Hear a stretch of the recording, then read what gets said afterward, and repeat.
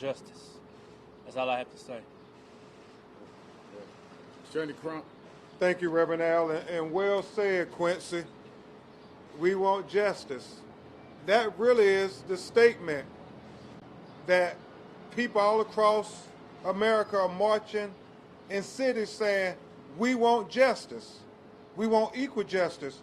And I'm very grateful to Reverend Al Sharpton and the National Action Network for always answering the bell, even when the media isn't around, when unarmed black people are killed unnecessarily and unjustifiably and senselessly.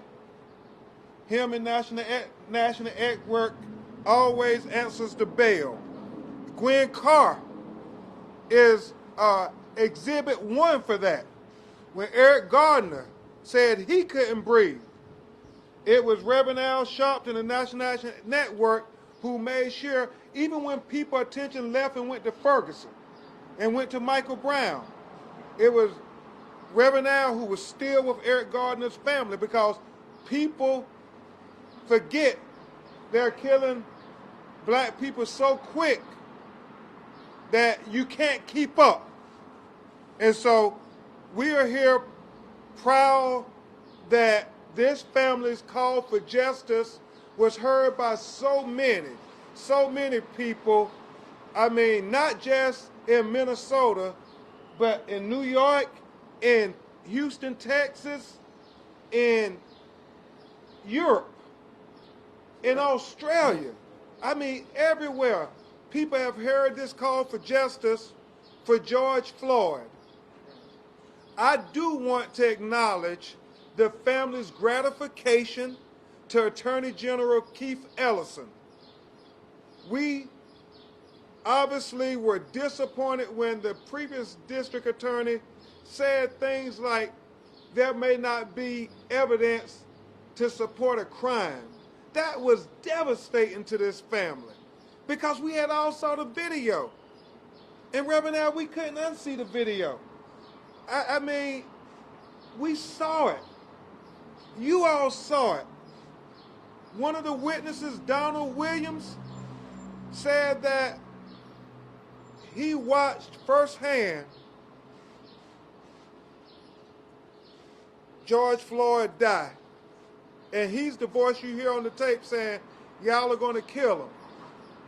He literally said that it was like watching George suffocate compared to a fish out of water. How it is fledgling, and then the fish stiffens up, and then the fish never moves again. He said he witnessed that. But we all witnessed it too. And because we witnessed it, we got emotional. And I pray that these emotions will have everybody act. So Attorney General Keith Ellison, the family is grateful. He has a long track record, Reverend Al, as being a champion for civil rights. He said it best today. He swore an oath to do justice. He didn't say just to do justice for black people. He didn't say just to do justice for white people. He didn't say just to do justice for brown people. Attorney General Keith Ellison said he swore an oath to do justice. And as Quincy said, that's all we want. Plain and simple. We just want justice. Nothing more, nothing less. So as his family prepares to memorialize George Floyd tomorrow at the North Central University, where Reverend Al Sharpton will deliver the eulogy, and there'll be a lot of people real emotional. We don't want you to lose that emotion as the days and months go by. As Tesla Figueroa just told me, we cannot celebrate because an arrest is not a conviction. And we want justice. You know, we don't want partial justice, we want whole justice. So I'm grateful with all the lawyers who are working with me on this matter, Attorney Tony Ramanucci, Attorney Chris Stewart, We're making a united front. This family is united in their quest for justice because we believe this is the tipping point in America where we finally address something they don't like to talk about, Reverend Al, the fact that there are two justice systems in America, one for black America and one for white America, when there should be equal justice for the United States of America. And so all these officers, I'll say a quick word about the autopsy before I turn it back over to Reverend Al, and we'll try to answer some of your questions. The autopsy conducted by the family by Dr. Michael Bowden from New York and Dr. Alethea Wilson, impressive, sharp sister who is the director of pathology and forensic science at the University of Michigan. When they conducted their autopsy, they concluded the manner and cause of death medically was mechanical asphyxia because of the knee on his neck and the two knees on his back that were pressing down on his lungs, not allowing it to contract so air couldn't flow to and from, and it cut off the blood to his brain. The legal cause of death based on the autopsy by the family was homicide. Clear and to the point.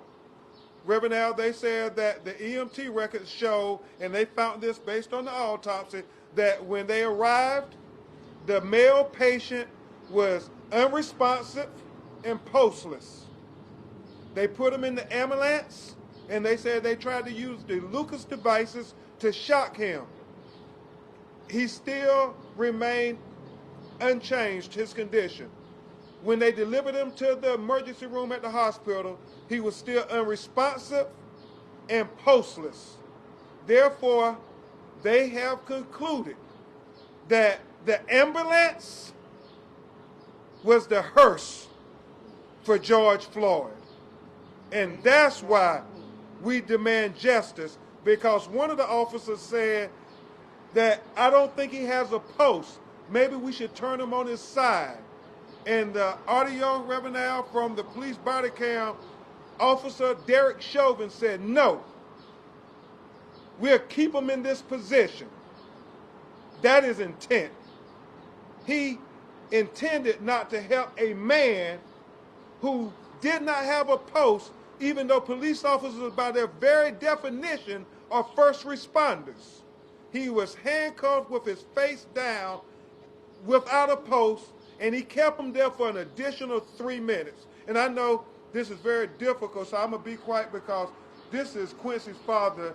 To many of you all, he's a hashtag for him. He's the person who gave him life.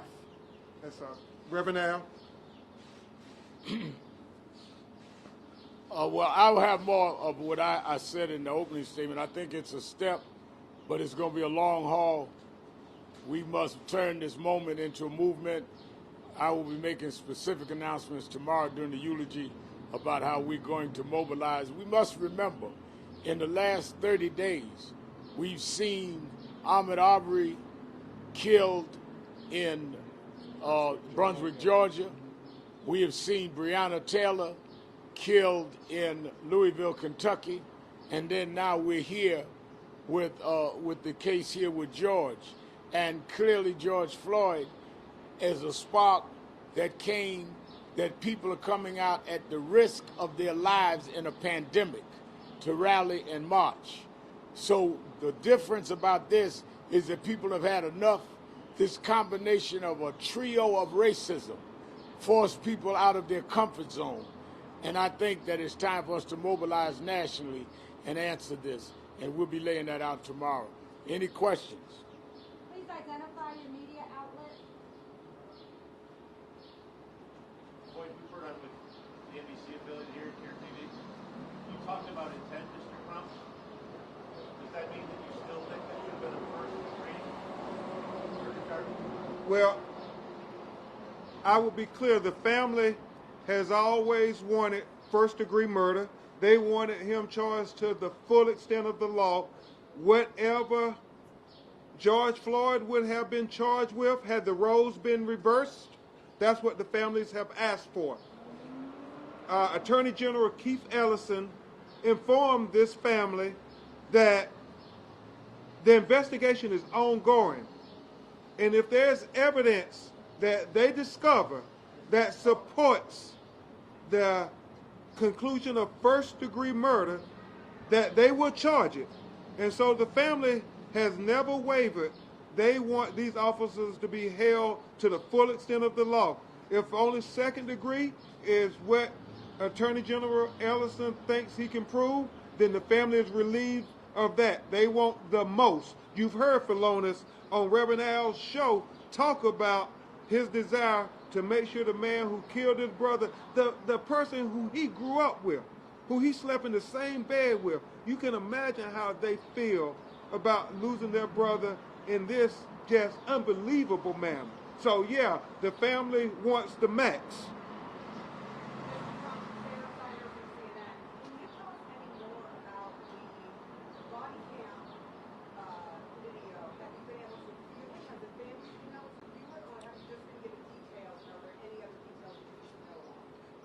Not at this time. We do not have access to the body cam video. All we can report on is what they released in the police report that said one of the officers admitted he doesn't have a post. Maybe we should turn him on the side.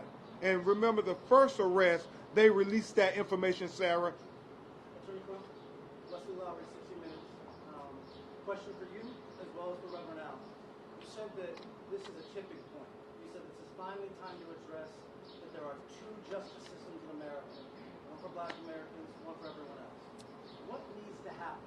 What needs to come out of all of the people in the streets, this case, so that we're not all standing in another city, you all behind the podium, and we standing here asking the questions, as we've done dozens of times.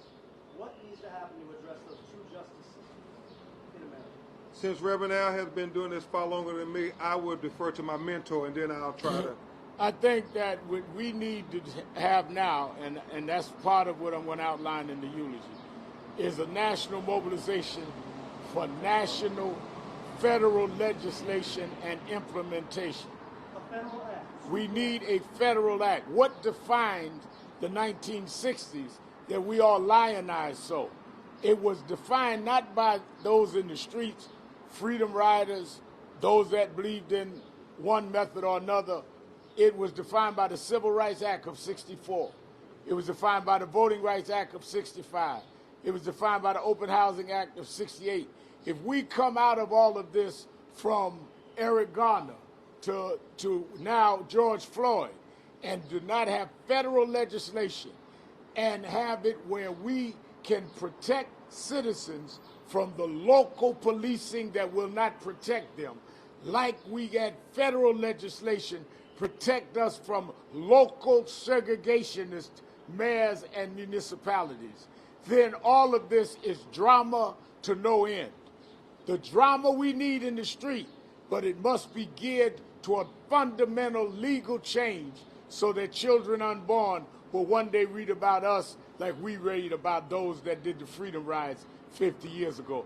Otherwise, they will say we had nice rallies, some of us went to jail, some of us did other things, but nothing changed. No more piecemeal. It's not about body. It's not about piecemeal policy here, camera here. We need fundamental federal laws enforced. We started moving toward that with the consent decrees of the last administration. The first thing that happened with this administration is they canceled the consent decrees and they backed up on incremental steps. We've got to go for the long steps now. And I think this case has given us an opportunity if we do not have premature jubilation on some arrest.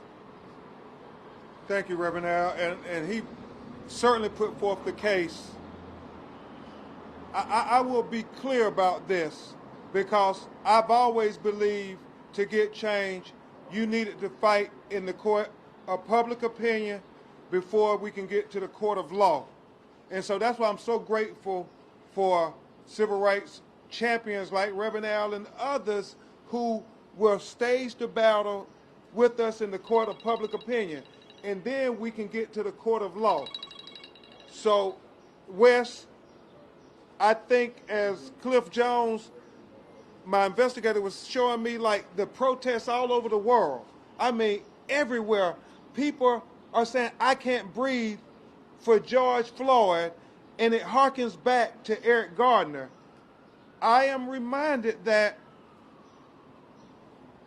peace is not the presence, is not the absence of tension, it's the presence of justice. What we need, we have to get justice in these cases. People have to believe in the system.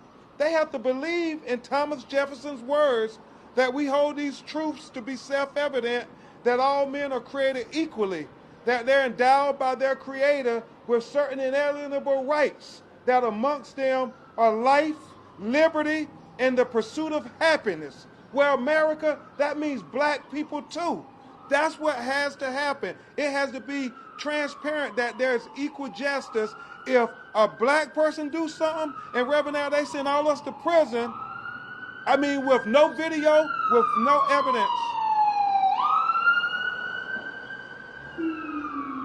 With no video, no evidence. But then, when it's white people, white police who kill us, I mean, Dr. Biden said it best, Reverend Al, and I don't know if y'all remember that press conference with the autopsies. He said that they kept saying, well, they got to wait to get the toxicology report and all of this. He said when a regular person shoots somebody and kills them and you got a dead body, they'll do the autopsy tomorrow, but you're going to be arrested when that body is dead.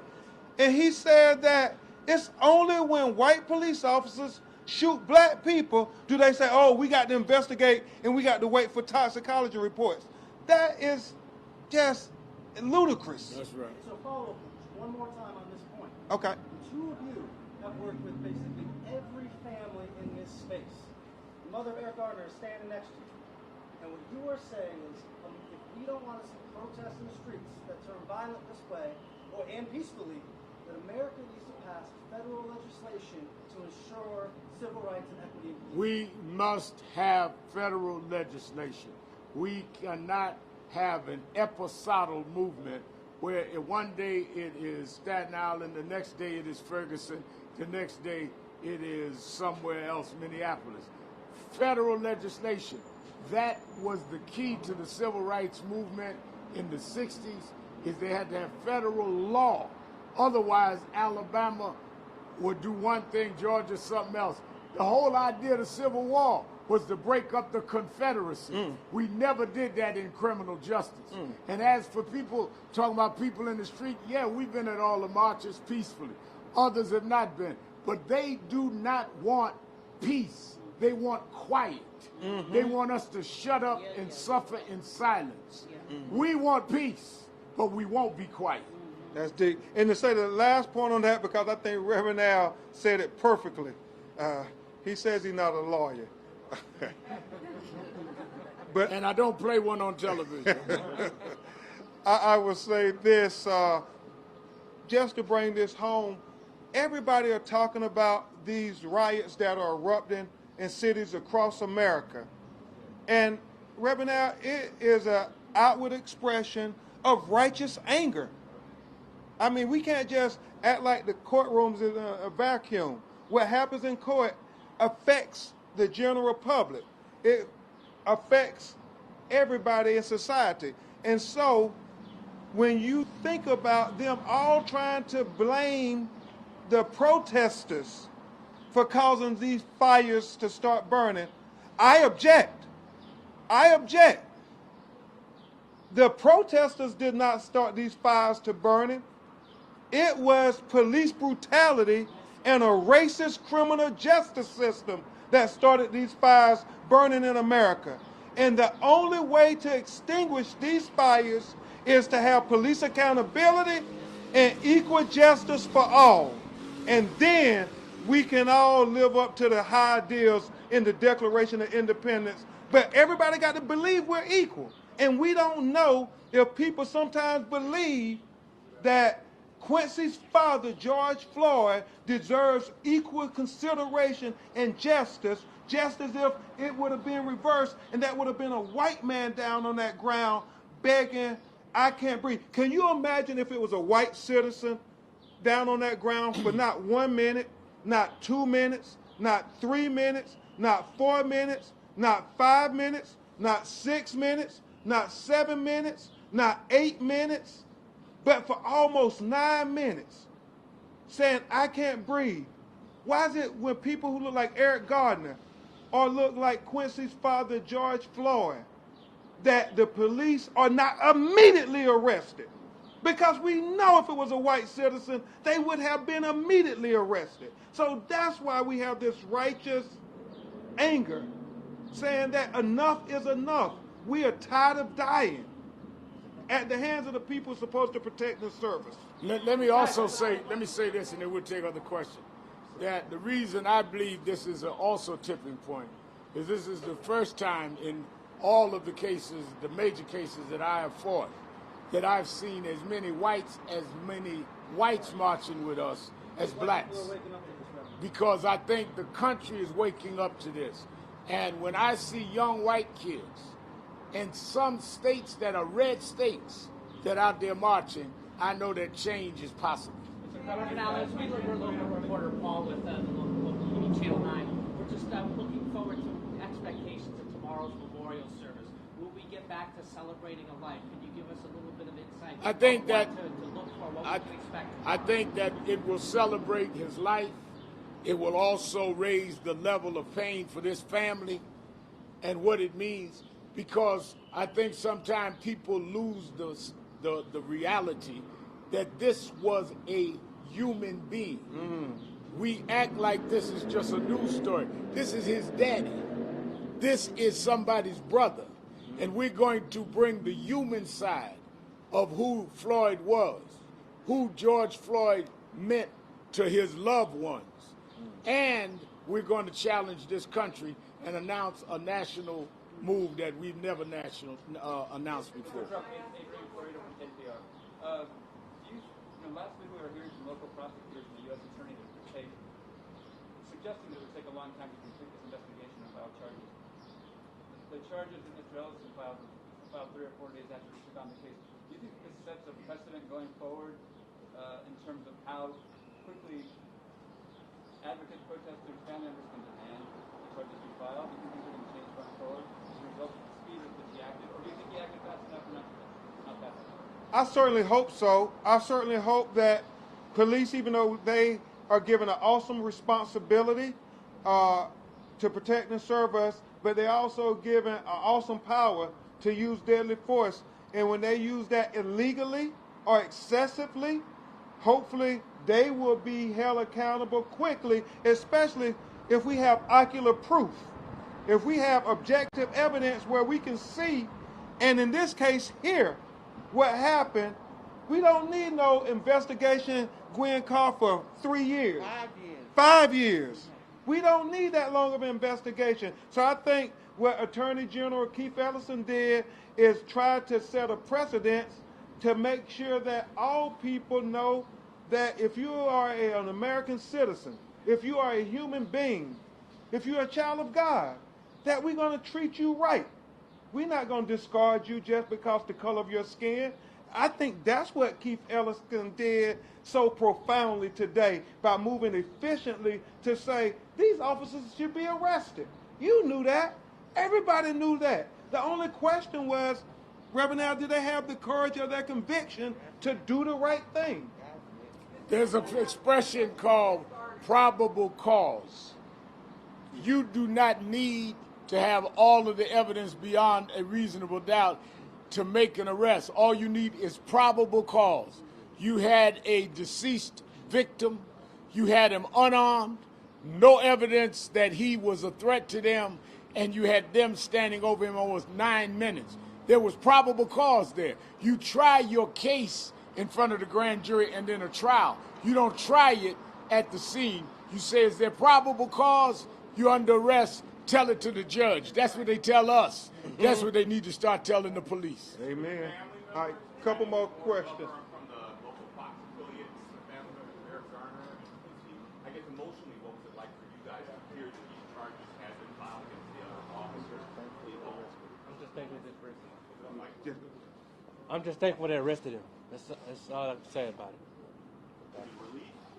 Yes. It's relief. Yes.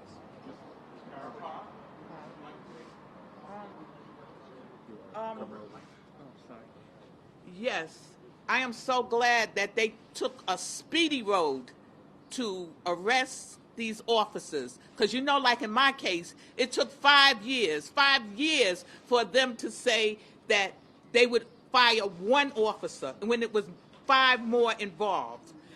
And the federal government told me, that's why I tell the family, don't look for a speedy trial, because, see, they like to linger on, even though they know, you know, that they could convict these felons right away.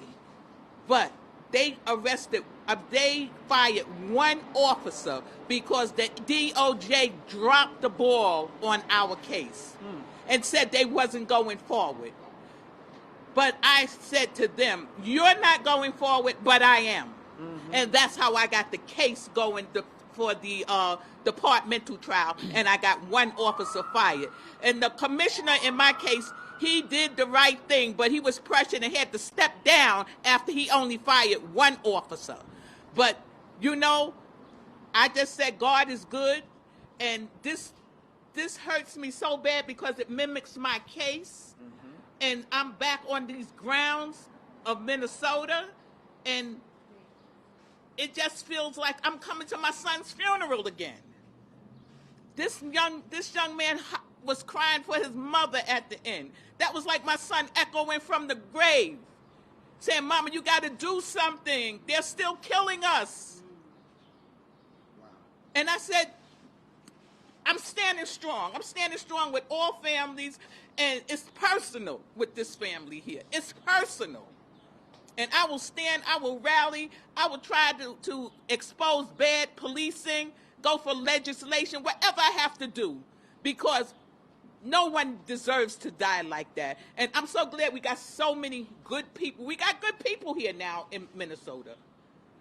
Because the woman who took this up, she was a white woman. She was very, very upset about what happened here. She talked to me, and I was so, you know, she had me in tears because she was in tears. But we're going to fight, and we're going to win. Amen. This time last year, we were in New York. Okay. We were going through the process of trying to get Officer Daniel Pennsylvania 5. Exactly. It was laborious. Yes. You didn't have access to some of the records. That's right. You had to jump through all these hoops set up by the police union. $850. Talk about some of the difficulties of the structure and the system, even once an officer is shown in a video that upsets the public, even once an officer is investigated, a lot of people who don't cover these issues don't see all the little pieces. Could you talk about that for a moment? Because this family now potentially is going to have to go through that themselves. Yes, there's a lot of pieces. I'm sorry. There's a lot of pieces that they're going to have to pull together. There's going to be pieces that you don't even know about, pieces that you're going to find out about in court.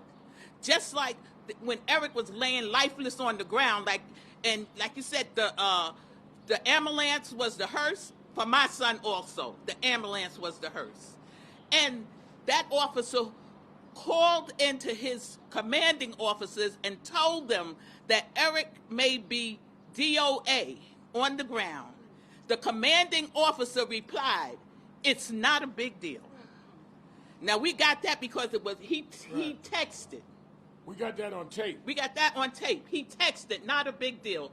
Another officer put a tobacco charge on my son after he was dead. Right. And the tobacco charge says that he had over 2,000 cigarettes on his person when they arrested him, which they had never arrested him, but this is what they were saying. And then there was other officers who looked the other way. Nothing was done about that. So I just say, family, look for a good run, but you keep running with them, because that's what I did.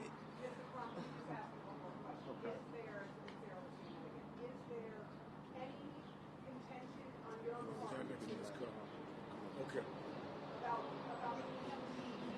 We all saw George Floyd being picked up and put on the stretcher. We didn't see what happened medically. Are you concerned about how the EMTs, when they got there, acted? Instead of doing compressions on the ground right Yes, our investigation has, our experts that we've retained is looking at every aspect of this matter from start to finish. From the first time Donald Williams and them got on the scene saying, "You're killing him, take your knee off his neck," all the way until the end when they pronounced him dead in the hospital. We're looking at every aspect of the case. Obviously, you know, you want to believe that if he was not postless and completely unresponsive, that they would have tried to save his life. So, Sarah, one of the things we will take a very engaging look at is the video that shows exactly what they did when they got on the scene. Did they verify there was no pulse? Did they try to do the defibrillator or any kind of resuscitative medical intervention? And is this what they would have done in the normal course of them trying to save somebody's life? And so that is the hope. We're looking at all of it, just like in Ahmaud Arbery, that we wanted the Department of Justice to look at everything that the local officials, and here with Attorney General Ellison, that state to look at everything that was done. So I'm optimistic with Attorney General Ellison, and I understand, based on the Department of Justice, that they're looking at everything in this case, because, Reverend Al, we do believe, Ms. Carr, that it was torture. We believe it was torture. I mean, how can you look at that video and say that they did not torture George Floyd? Tomorrow, 1 o'clock, is the memorial service at the school, and Attorney Crump will be giving a statement on justice. I'll be doing the eulogy. I will not be using President Trump's Bible. Is President Obama coming? Reverend.